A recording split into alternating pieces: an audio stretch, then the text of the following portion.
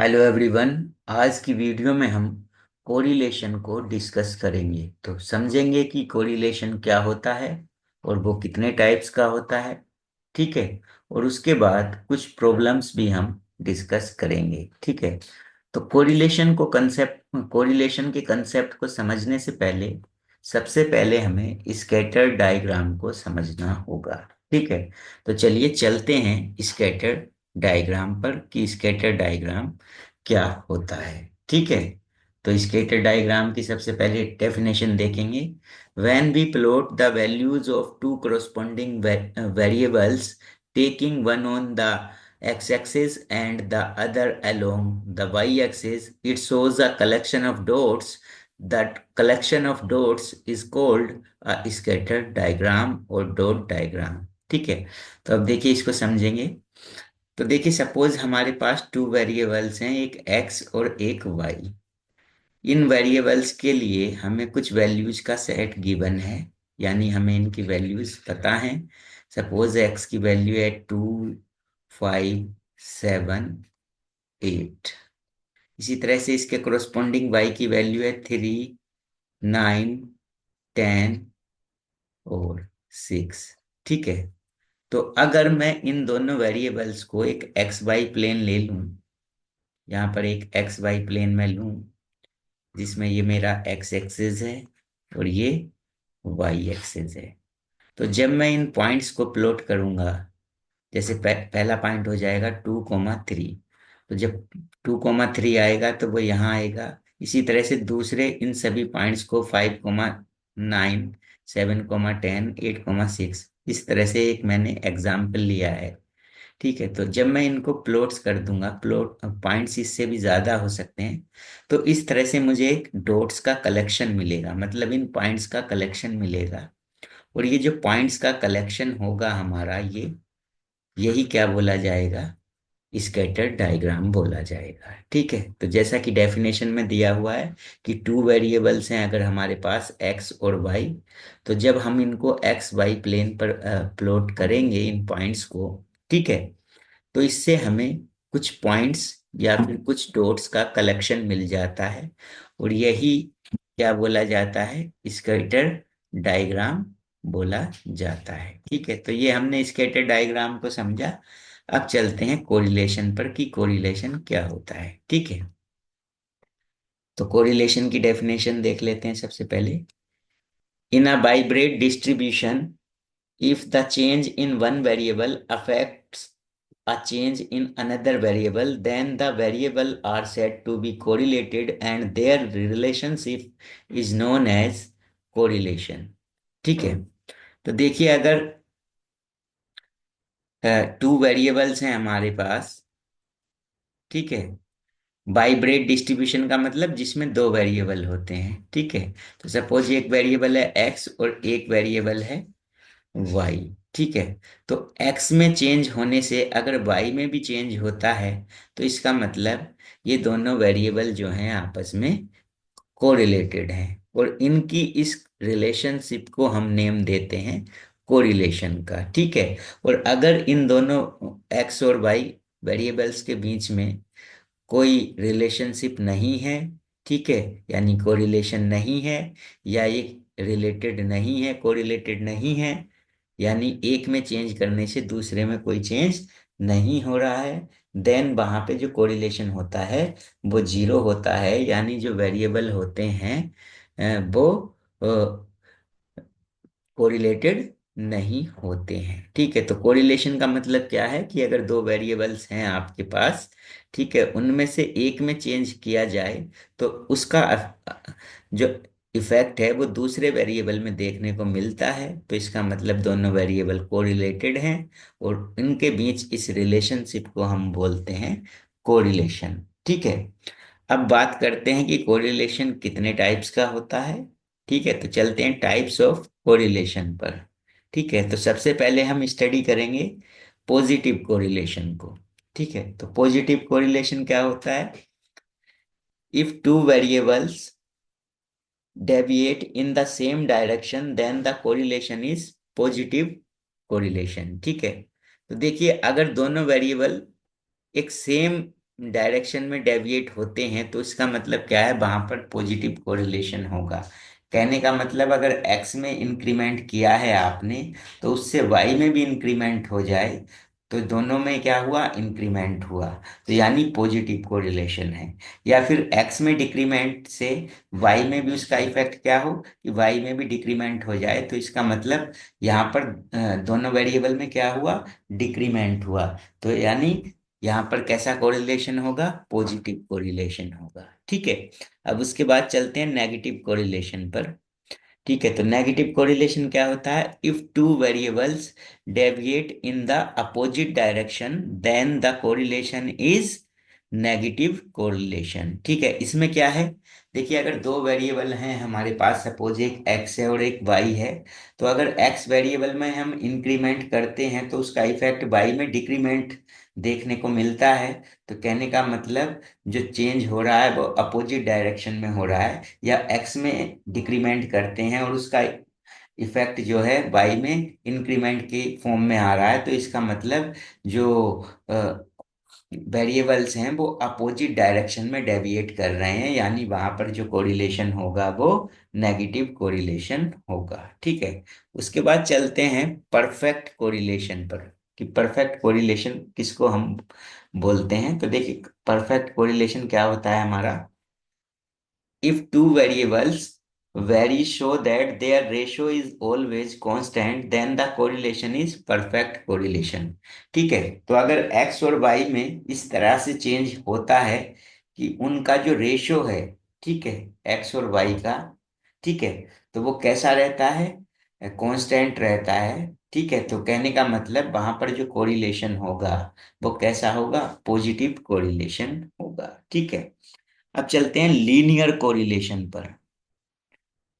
तो linear correlation में क्या होगा, when all plotted points lie approximately on a straight line then the correlation is linear. ठीक है, तो देखिए अब जैसे मैंने बताया था आपको कि एक्स और वाई हैं, इनकी डिस्टिंक्ट वैल्यूज आपको मिलेगी। सपोज ये x1, ये x2, ये x3, ये y1, इसके करस्पॉन्डिंग ये y2, ये y3।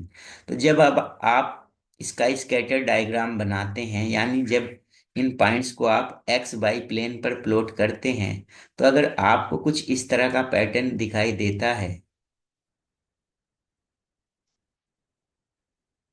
तो ये जो पैटर्न है ये क्या शो कर रहा है, ये एक स्ट्रेट लाइन को शो कर रहा है, अप्रोक्सीमेट। ठीक है, एक स्ट्रेट लाइन को शो कर रहा है। तो इसका मतलब यहाँ पर जो कोरिलेशन होगा, जो दोनों वेरिएबल कनेक्टेड होंगे, वो कैसे कनेक्टेड होंगे, एक स्ट्रेट लाइन की फॉर्म में कनेक्टेड होंगे। और स्ट्रेट लाइन क्या होती है, 1 डिग्री का कर्व होता है। तो इसका मतलब जो कोरिलेशन होगा वो कैसा होगा, लीनियर कोरिलेशन होगा दोनों वेरिएबल्स के बीच। ठीक है, तो ये तो था कोरिलेशन।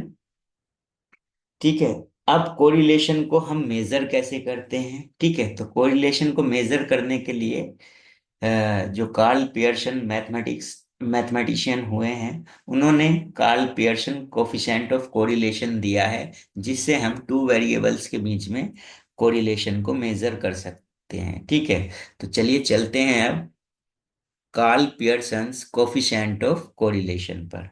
तो ये क्या होगा, the Carl Pearson's coefficient of correlation between two variables x and y is defined as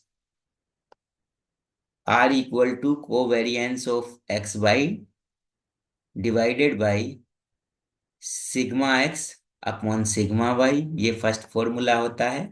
या इसको आप इस फॉर्म में भी लिख सकते हैं, r equal to summation x minus x bar into y minus y bar upon under root summation x minus x bar square into summation y minus y bar square. या फिर तीसरा फॉर्मूला, इसी को इस फॉर्म में और लिखा जा सकता है, क्या, कि r equal to n summation x y minus summation x into summation y upon under root, under root में दो फैक्टर होंगे आपके, दोनों आपस में मल्टीप्लाई में होंगे। तो पहला होगा n summation x square minus summation x का होल स्क्वायर, ये फर्स्ट फैक्टर। सेकंड फैक्टर इसके मल्टीप्लाई में जो होगा वो क्या होगा, n summation y square minus summation y whole square. तो ये तीन फॉर्मूले हैं कोरिलेशन के, Karl Pearson coefficient of correlation के, जिनको आपको याद करना है। इन फॉर्मूलों के बिहाफ पर आप क्या करेंगे, टू वेरिएबल्स के बीच में कोरिलेशन को फाइंड कर सकते हैं। अब इनमें कुछ नोटेशंस हमने यूज की हैं। जैसे हमने लिखा है COB x, y, इसको हम रीड करते हैं covariance of x and y। तो इसको हमें समझना है नोटेशंस को। तो वो क्या है नोटेशंस, देखिए। सबसे पहले है कोवेरिएंस ऑफ एक्स वाई को डिनोट करेंगे हम COB x, y से, और स्मॉल n जो होगा हमारा यहाँ पर, वो नंबर ऑफ ऑब्जर्वेशन होगा। नंबर ऑफ ऑब्जर्वेशन का मतलब जितनी ऑब्जर्वेशंस आपको गिवन होंगी। सिग्मा एक्स क्या होता है, स्टैंडर्ड डेविएशन होता है किसका, एक्स का। सिग्मा वाई क्या होता है, स्टैंडर्ड डेविएशन होता है वाई का। और एक्स बार क्या होता है, मीन होता है एक्स का। और वाई बार होता है मीन ऑफ वाई। ठीक है, तो ये सारी चीजें आपको याद करनी है। अब इसमें हम बात ये करते हैं कि जो कोरिलेशन कोफिशिएंट होता है उसकी जो रेंज होती है, वो रेंज क्या होती है, मतलब उसकी वैल्यू कहाँ से कहाँ तक आ सकती है। तो कोरिलेशन की वैल्यू -1 से 1 के बीच हो सकती है। ठीक है, तो कहने का मतलब, ये रिमार्क आपको याद रखना है कि the correlation coefficient is lie between -1 to 1। ठीक है, यानी आर की जो वैल्यू होगी, ये जो कोरिलेशन कोफिशिएंट होगा, इसकी वैल्यू हमेशा या तो -1 आएगी या 1 आएगी, या इसके बीच में आएगी। इस रेंज से बाहर इसकी वैल्यू नहीं आएगी। अगर वो आती है तो इसका मतलब वो गलत है। ठीक है, क्लियर। तो ये था Karl Pearson coefficient of correlation. अब इस पर हम कुछ प्रॉब्लम्स लेंगे और उनको सोल्व करेंगे। ठीक है, देखिए क्वेश्चन नंबर 1 है हमारा, if the covariance between x and y is 10 and variance of x and y are respectively 16 and 9, find the coefficient of correlation। ठीक है, तो देखिए सबसे पहले चलते हैं सॉल्यूशन पर। सॉल्यूशन पे चलेंगे तो सबसे पहले हमें गिवन क्या है, कोवेरिएंस बिटवीन x, y। तो कोवेरिएंस को हम ऐसे डिनोट करते हैं, कोवेरिएंस ऑफ x, y कितना गिवन है, 10 गिवन है। ठीक है, तो इसको हमने क्या कर लिया, यहाँ पर 10 लिख लिया है। ठीक है, उसके बाद क्या गिवन है आपको, उसके बाद गिवन है variance of x and y. तो वेरिएंस x का कितना गिवन है, 16। तो हमने यहाँ पर लिख लिया वेरिएंस। देखिए ये क्या था, ये है स्टैंडर्ड डेविएशन ऑफ x, और इसका स्क्वायर कर देंगे तो क्या बन जाएगा, वेरिएंस। यानी वेरिएंस ऑफ x कितना गिवन है, 16। और ये क्या है, स्टैंडर्ड डेविएशन ऑफ y, और इसका स्क्वायर कर दोगे तो ये क्या बन जाएगा, वेरिएंस ऑफ y। तो ये क्या गिवन है, 9 गिवन है। तो कोवेरिएंस गिवन है, और ये दोनों वेरिएंस भी गिवन है x और y के लिए। ठीक है, अब आपको फाइंड करना है कोरिलेशन। ठीक है, तो कोरिलेशन को फाइंड करेंगे तो the Karl Pearson coefficient of correlation is, क्या होता है, सबसे फर्स्ट फॉर्मूला क्या बताया था हमने, R equal to covariance of x, y upon sigma x into sigma y. तो देखिए ये सिग्मा एक्स स्क्वायर की वैल्यू है, इससे सिग्मा एक्स निकाल लीजिए, रूट कर देंगे बोथ साइड तो ये 4 आएगा। यहाँ सिग्मा वाई जो आएगा वो कितना आएगा, 3 आएगा। तो यहाँ पर हम कोवेरिएंस की वैल्यू पुट कर देंगे 10, और यहाँ पर सिग्मा एक्स की वैल्यू है कितनी, 4। यहाँ पर सिग्मा वाई की वैल्यू है 3। तो ये वैल्यूज हम पुट कर देते हैं। ठीक है, और पुट करने के बाद जब हम सोल्व करते हैं तो कोरिलेशन कितना मिला हमें, कोरिलेशन मिल गया हमें 0.8333। तो ये कोरिलेशन की वैल्यू हो गई, या इसको हम कोरिलेशन कोफिशिएंट भी बोल सकते हैं, या फिर क्या बोल सकते हैं, Karl Pearson coefficient of correlation भी बोल सकते हैं। तो जैसा कि मैंने बताया था, कोरिलेशन की वैल्यू हमेशा -1 और 1 के बीच आती है। तो देखिए यहाँ पर आंसर जो मिला है वो -1 और 1 के बीच में ही आपको मिला है। ठीक है, तो ये प्रॉब्लम आपकी सॉल्व हो चुकी है। चलिए अब चलते हैं नेक्स्ट प्रॉब्लम पर। तो नेक्स्ट प्रॉब्लम है हमारी, calculate the coefficient of correlation between x and y series from the following data. ठीक है, तो आपको कुछ डेटा गिवन है। डेटा क्या गिवन है, इस समेशन गिवन है किसका, x - x बार का स्क्वायर, और समेशन गिवन है किसका, y - y बार स्क्वायर का। और समेशन गिवन है x minus x bar into y minus y बार।